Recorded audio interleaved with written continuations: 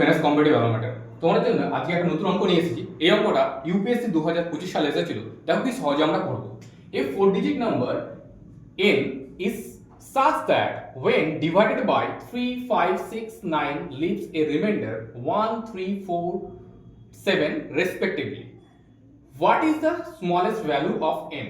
তাহলে কোনো একটা সংখ্যা, যে সংখ্যাটা 4 ডিজিটের সংখ্যা, 4 ডিজিট নাম্বার, যদি 3 দিয়ে ভাগ করি 1 পড়ে থাকবে রিমাইন্ডার, 5 দিয়ে ভাগ করলে 3 পড়ে থাকবে, 6 দিয়ে ভাগ করলে 4 পড়ে থাকবে, 9 দিয়ে ভাগ করলে 7 পড়ে থাকবে।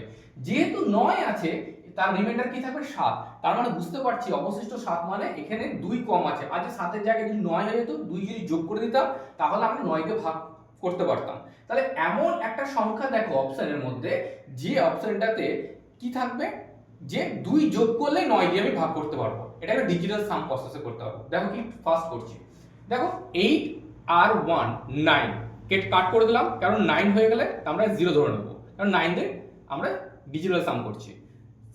0 প্লাস 6 মানে 6 পাচ্ছি। 7 আর 2 কত করে 9 কেটে দিলাম। 1 প্লাস কত 1 এন্ড 0 প্লাস করলে কত হবে 1 ই হবে, কারণ 1 প্লাস 0 কত 1 থাকলো।